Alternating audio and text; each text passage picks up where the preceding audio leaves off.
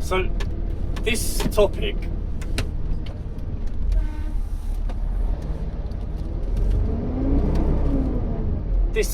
covers many of the things that I've spoken about in my previous videos, which is the source of human anxiety and the source of many of humanity's problems can be boiled down to an identity crisis. Continue on that. And from my perspective, being a relatively religious person, this comes from a disconnect from God, or what is otherwise termed as amnesia. Because we're like lost children in this world, and all of our intellectual pursuits or spiritual pursuits, whether it be religion or philosophy or ethics, it all boils down to how should man live and behave in the world. The paradox of good and evil. This is all an identity crisis where man wakes up in the world one day as a child and has to learn everything from scratch with nobody to guide him. And that isn't really what I wanted to talk about. That's really just the preface. But this explains the things I've spoken about in previous videos, which is the source of feminism today. It's women's anxiety, the identity crisis she has in not knowing who she is and what her role is, and the propaganda that's sprung up from that, is insidious and nefarious. But that is the source of it. The people that push certain ideologies, that's their anxiety, and their motivation is to create what they think is the utopia. And it's only really Christianity which says that there is no utopia on earth. If you look at Judaism, they think that the utopia comes for them once the Messiah arrives. And I'm not here to get into Judaism versus Christianity, but Buddhists, the idea of nirvana, or at least spiritual enlightenment, the Buddhists, those Eastern cultures, they recognize the deprivation of the world, but their perspective is to find a peace within the chaos. Whereas Christianity is similar, but the story doesn't end here with Christianity. That is the one difference.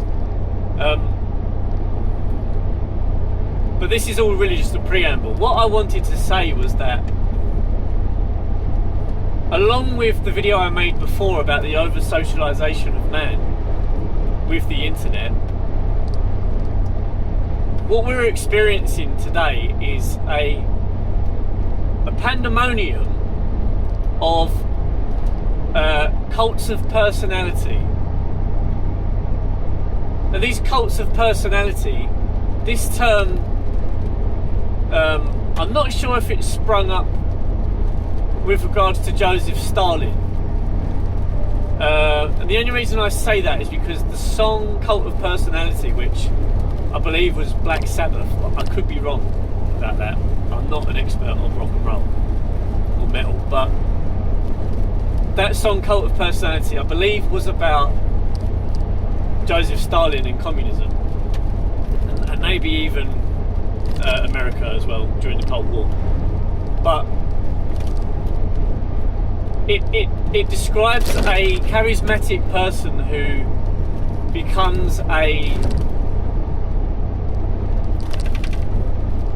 like a cult leader for people to mimic, and this does breach into the world of cults in general. You know, if we look at the Mormons, or what's other famous examples? Got the Heaven's Gate, you know, where they all committed suicide. These are cults of personality led by one charismatic person, or that recent one with the celebrities where they had the strange sexual dynamic. And coincidentally, sex is always quite a big factor involved in cults. But the internet, I believe, is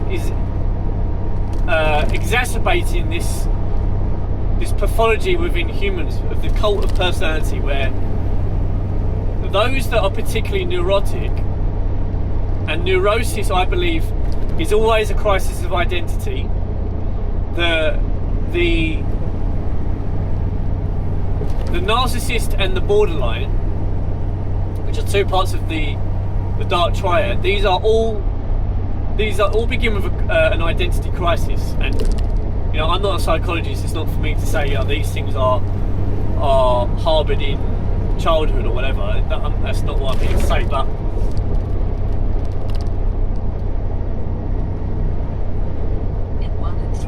man is a worshipful creature, and insofar that we're a worshipful creature, we are looking for something to aspire to, or to mimic, something to worship. And in religion, this is God, and the argument then becomes, well, what is the nature of God? You know, in the Bible it says that man was created in the image of God, but image is one thing. It doesn't necessarily detail what the behaviour of man should be. And we've had prophets and the Messiah as a way to deliver this to us. But with the breakdown of religion and the breakdown of the spiritual life generally, we now have in its place YouTubers and Instagram and TikTok and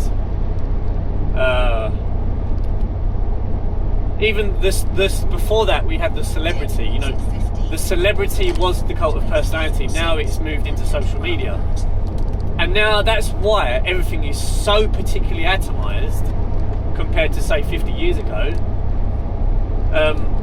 Society used to be constructed upon the image of God, or at least the cultural image of God. Then it turned into the television and the celebrity. Now it's the internet and social media.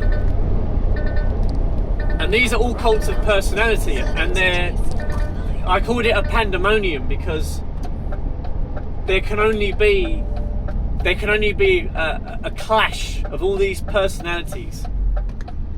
And someone who's more dogmatically Christian than me may say that these are aspects of devils or demons which are inhabiting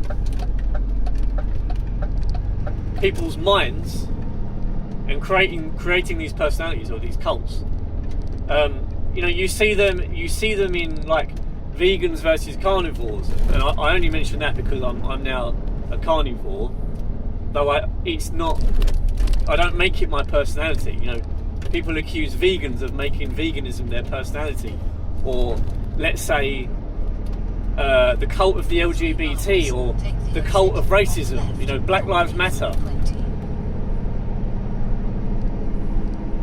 This is all because of the internet, and it's born from an identity crisis and people trying to take on a moralistic version of perfection, or at least the interpretation of it. So there is no real solution to this other than to say that you must take all of this on in faith, and that is why the belief in God is and can only be based upon faith, because it requires you to take on in faith that aspect of perfection which from a Christian standpoint can only come through Jesus Christ, because Jesus Christ is the perfect man-God hybrid. And again, that's debated. That's why we have Gnosticism, which sprung out of the belief that Christ is no man at all, and he's wholly God, or he's an apparition of God, like a ghost.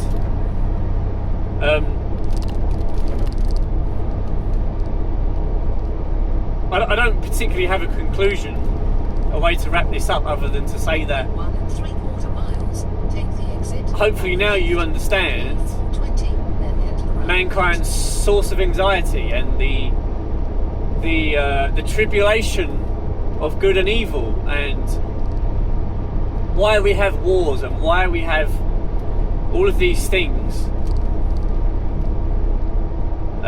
Prior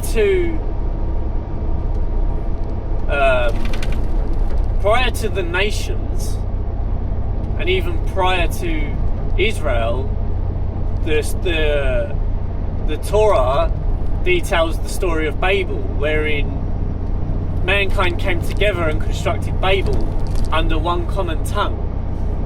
And this is something that humanity, in its folly, in its hubris, is working towards again with the New World Order and the internet, and eventually the one world currency and the one world religion that is prophesied to come.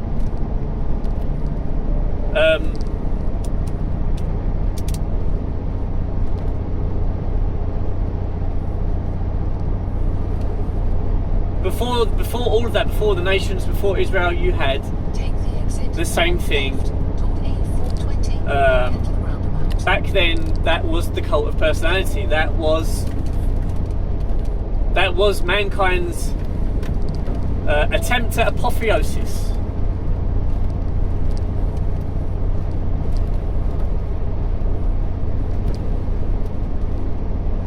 So isn't that interesting?